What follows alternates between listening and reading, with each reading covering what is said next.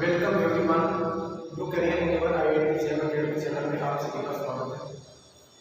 देखिए last class में अपने कुछ vectors and properties of vectors के बारे में स्टडी किया था। आज की क्लास में अपन बात करेंगे मैं डिटरमिनेंट, कोफैक्टर एंड माइनस के बारे में कि किसी भी डिटरमिनेंट के अंदर माइनस एंड कोफैक्टर्स किस प्रकार से निकालने और डिटरमिनेंट की प्रॉपर्टीज क्या क्या होती हैं। तो इसमें सबसे पहले अपने पास में एक चीज आती है डिटरमिनेंट। डेफिनेशन क्या देते हैं डिटरमिनेंट की? लेटेस्ट कंसीडर अपने पास m into m का एक डिटरमिनेंट है जिसमें नंबर ऑफ एलिमेंट्स क्या है a11 1 ले सकते हैं 11 से स्टार्ट हुआ a2 this a11 a12 आगे चल के a1m तक। नंबर ऑफ कॉलम्स भी अपने पास इसी प्रकार से है कि m by n का है a21 a22 a2m ऐसे ही अगर चार चलते चलते am1 am1 a1m a1 am2 और ये चलते जाएगा am1 तक चला जाएगा। इस तरह से अगर कोई डिटरमिनेंट अपने पास अगर आ गया, ये डिटरमिनेंट है मान लीजिए अपने पास कोमा को मैंने हटा दिया, ये डिटरमिनेंट है। तो ये डिटरमिनेंट कौन सा डिटरमिनेंट कहलाता है? m by m का डिटरमिनेंट कहलाता है। इस m by m के डिटरमिनेंट के अंदर कुछ खासियत होती है, कुछ बातें इसके लिए स्पेशल होती है। इस डिटरमिनेंट के किसी भी पार्ट को अगर या किसी भी रो को या फिर कॉलम रो या कॉलम किसी एक को भी किसी पर्टिकुलर क्वांटिटी से मल्टीप्लाई किया जाएगा। जैसे कि मैंने फर्स्ट रो को 5 से मल्टीप्लाई कर दिया तो वो पूरी रो मल्टीप्लाई होगी ना कि स्पेशल एलिमेंट मल्टीप्लाई होगी। अगर कॉलम हो गया तो पूरा कॉलम होगा, राइट? तो ये आ गया हमारे पास m by m का डिटरमिनेंट। अगर 2 by 2 का डिटरमिनेंट हो, जैसे 2 by 2 का डिटरमिनेंट की बात करते हैं a11 a12 a21 a22, इसको सोल्व किस प्रकार से करते हैं?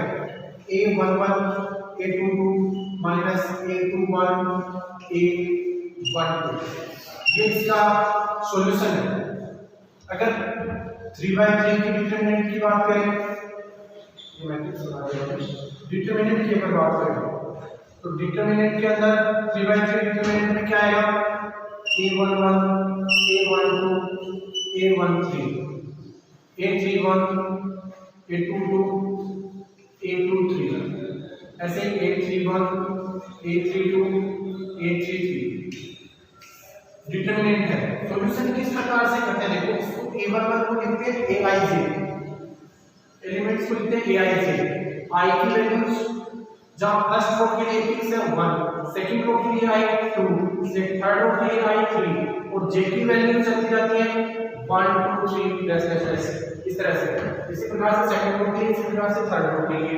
तो सॉल्यूशन जब इसका करते हैं तो -1 की पावर पहले aij है तो 1 + 1 फिर a11 और उसके साथ इनका सॉल्यूशन प्लस -1 की पावर 1 2 है तो 1 + 2 फिर बचे हुए का सॉल्यूशन जैसे 2 by 2 का किया, फिर प्लस -1 की पावर कितनी आ जाएगी? 1 + 3 और इसको आगे अगर सॉल्व करते हैं हम तो आगे सिमिलर 2 by 2 वाला सॉल्व करेंगे। तो जब अपन ये कहते हैं कि डिटरमिनेंट को सॉल्व करते हैं तो बीच वाली टर्म माइनस की आती है। कैसे आती है? क्योंकि 1 2 आता है उसमें, तो 1 2 के लिए 1 + 2 पावर आ जाती है किसकी? -1 की पावर 1 + 2 आ जाती है। इस केस के अंदर ये डिटरमिनेंट इस प्रकार से सॉल्व होता है अपने पास। दूसरा प्रॉपर्टी जो डिटरमिनेंट की बात करें तो किसी भी डिटरमिनेंट की एक रो या एक कॉलम को, फर्स्ट प्रॉपर्टी क्या कहती है कि एक रो या एक कॉलम को किसी क्वांटिटी से मल्टीप्लाई कर दिया जाता है तो वो पूरी रो में या फिर पूरे कॉलम में मल्टीप्लाई करता है। इससे उस डिटरमिनेंट के मान पर कोई इफेक्ट नहीं पड़ता। अगर डिटरमिनेंट को सोल्व किया, इसको आपके पास वैल्यू 5 आई तो मल्टीप्लाई करने के बाद भी वो वैल्यू सेम रहेगी, उसमें कोई चेंज नहीं है। दूसरा, अगर अपन बात करें कि किसी डिटरमिनेंट की रो को कॉलम बना दिया जाए, पर्टिकुलर रो को क्या बना दिया जाए, कॉलम्स बना दिया जाए, तो उससे भी उस डिटरमिनेंट के मान पर कोई फर्क नहीं पड़ेगा। दूसरी प्रॉपर्टी क्या कहती है कि किसी भी डिटरमिनेंट की जो रो है उन रो को कॉलम में चेंज कर दिया जाए और कॉलम्स को रो में, तो उससे उस डिटरमिनेंट के मान पर कोई फर्क नहीं पड़ता, कोई इफेक्ट नहीं पड़ता। तीसरा क्या कहता है डिटरमिनेंट कि किसी भी रो में से अगर आपको कुछ कॉमन आउट लेना है तो वो पूरी रो में से कॉमन आएगा या पूरे कॉलम में से कॉमन आएगा, या तो पूरे रो में से कॉमन आएगा या फिर पूरे कॉलम में से कॉमन आएगा। चौथी प्रॉपर्टी अपने पास ये कहती है कि किसी भी डिटरमिनेंट के अंदर, किसी भी डिटरमिनेंट के अंदर यदि, किसी भी डिटरमिनेंट के अंदर यदि आपने क्या किया, दो रोज की बात की, दो कॉलम्स की बात की, दोनों रोज को आपस में इंटरचेंज किया या दोनों कॉलम्स को इंटरचेंज किया, तो दोनों रो को इंटरचेंज करो या दोनों कॉलम को इंटरचेंज करो, वैल्यू कितनी आनी है, साइन चेंज हो जाना है, वैल्यू वही रहेगी, साइन चेंज हो जाएगा। जैसे प्लस की वैल्यू आ रही थी तो माइनस की आ जाएगी, माइनस की आ रही थी तो प्लस की वैल्यू आ जाएगी, साइन चेंज हो जाएगा इंटरचेंज कर देगी। ये तो चार छोटी छोटी प्रॉपर्टीज की, एक तो इनका रोज को कॉलम में चेंज करो कोई फर्क नहीं पड़ता वैल्यूज पर, एक दूसरा कॉमन लेते हैं तो सब भी एक कॉलम में से कॉमन आएगा या फिर एक रो में से कॉमन आएगा। तीसरी बात अपन ये करते हैं कि अगर मल्टीप्लाई करते हैं तो पूरी रो को मल्टीप्लाई होगा या कॉलम को मल्टीप्लाई होगा। चौथा अपन ये कहते हैं कि अगर दो रोज को या दो कॉलम्स को इंटरचेंज किया जाता है, इंटरचेंज की कंडीशन में क्या होता है, साइन चेंज हो जाता है। फिर अपन कहते हैं माइनस ऑफ डिटरमिनेंट, कि किसी भी डिटरमिनेंट के लिए माइनस को किस प्रकार से निकालते हैं। जैसे अपन एक 3/3 डिटरमिनेंट के ऊपर बात करेंगे, 3/3 डिटरमिनेंट के अंदर माइनस को दो फैक्टर्स को निकालने का एक आसान सा तरीका मैं आपको बताता हूँ।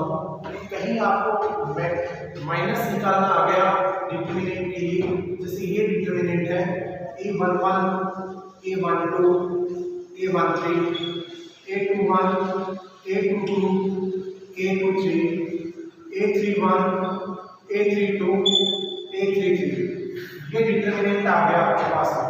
इससे इसके कोफैक्टर्स निकाल लें, सॉरी माइनस निकाल लें, माइनस। तो देखिए सबसे पहले माइनर के अंदर अगर आपने कहा कि हमें a11 का माइनर निकालना है, a11 के लिए माइनर ऑफ a11 क्या होगा, माइनर ऑफ a11 ये होगा कि इस रो को, इस कॉलम को छोड़ दिया जाए, जो बच गया वो a11 का माइनर कहलाता है। तो क्या बच गया, a21 a22 क्या बच गया, a22 बच गया, एक a23 बच गया, इनिशियली a32 और a33 बच गया। इसी प्रकार से हम कहेंगे हमें a22 का माइनर चाहिए, माइनर ऑफ a22 का माइनर चाहिए। इस रो को, इस कॉलम को, इस रो को छोड़ दो, जो बच गया वो इस a22 का माइनर हो गया। क्या आया, a11 a13 a11 a13। इसी प्रकार से a31 a33 a31 a33। तो ये आ गया अपने पास में माइनस निकालने का तरीका।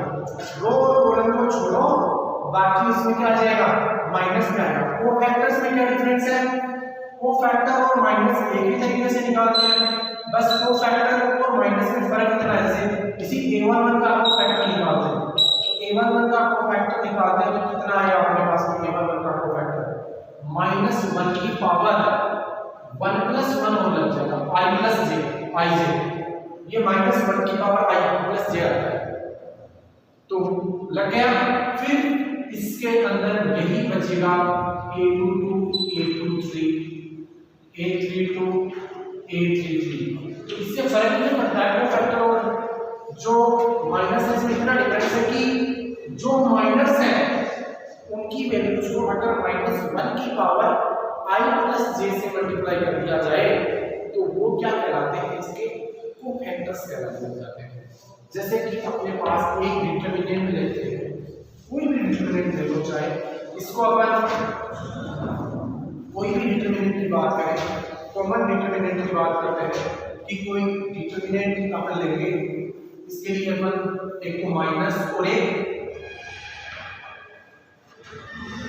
कोफैक्टर दोनों निकालेंगे, एक 1 2 3 0 1 2 या फिर 2 1 3, इस प्रकार से कोई डिटरमिनर है। इसको आप इस तरह से भी लिख सकते हैं 1 2 3 0 1 2 या फिर 2 1 3, दोनों तरीके से इसको अपन लिख सकते हैं, कोई फर्क नहीं पड़ेगा। दो को इंटरचेंज करेंगे तो साइन चेंज, दो को इंटरचेंज करेंगे साइन चेंज, दो को इंटरचेंज करेंगे साइन चेंज। इसका निकालते हैं, सबसे पहले इसकी बात करेंगे, माइनर की बात करेंगे। माइनर आपने को निकालना है a1 2 का, a1 2 कौन सा हो गया, ये वाला हो गया, इसका मतलब ये तो कॉलम और ये वाली रो खत्म, क्या बचा 0 2 2 3, ये चीज आ गई अपने सामने। इसका मान हम आराम से निकाल सकते हैं कि माइनस का 4, इसका मतलब a1 2 का माइनस तो आ गया माइनस का 4, लेकिन कोफैक्टर क्या निकलेगा इसका a1 2 कोफैक्टर -1 की पावर i प्लस से, मतलब 1 प्लस 2, आगे तो ये 0 2 2 एंड 3 मैट्रिक डिटरमिनर आ रहा है, तो -1 की पावर 3 का मतलब होता है 1, इसका मतलब माइनस का 1, इसका मतलब माइनस माइनस का आ गया प्लस, तो ये फर्क आ गया आपके पास, कोफैक्टर आ गया 4, माइनर आ गया -4, मतलब कोफैक्टर और माइनर में इतना ही फर्क है कि यहाँ -1 की पावर i प्लस j से मल्टीप्लाई होता है इसमें कोफैक्टर में, और माइनर के अंदर ये मल्टीप्लाई नहीं होता, माइनर में डायरेक्ट अपन लेते हैं। ये तो आ गया अपने पास डिटरमिनेंट, माइनस एंड कोफैक्टर। इसी तरह से मैट्रिक्स में भी कुछ रूल्स हैं, तो वो मैट्रिक्स के रूल्स में लगभग सेम है, डिटरमिनेंट चाहे 2/2 का हो या मैट्रिक्स 2/2 का हो, सेम तरीके से सॉल्व करते हैं। कल हम बात करेंगे मैट्रिक्स और types of matrix, properties of matrix के बारे में। आज की क्लास में इतना काफी है। ये जो टॉपिक्स आपके पास चल रहे हैं, ये टॉपिक्स अपने पास बेसिक नॉलेज है, अगर जब बेसिक नॉलेज होगा तो अपन आगे आने वाले क्वेश्चंस को आराम से सॉल्व कर सकते हैं। अगर बेसिक से नहीं है तो अपन क्वेश्चंस को आराम से सॉल्व नहीं कर सकते, इसलिए ये बेसिक नॉलेज है। इसके बाद अपन मेन जो टॉपिक्स आएंगे वो स्टार्ट करेंगे, जैसे मैट्रिक्स के लिए अपने पास है eigen values, eigen function, eigen value निकालना, आइगन फंक्शन क्या होगा, इसलिए इस जो बेसिक है इसको ढंग से पढ़ें और ये कंटिन्यूअसली आपको मिलता रहेगा मटेरियल।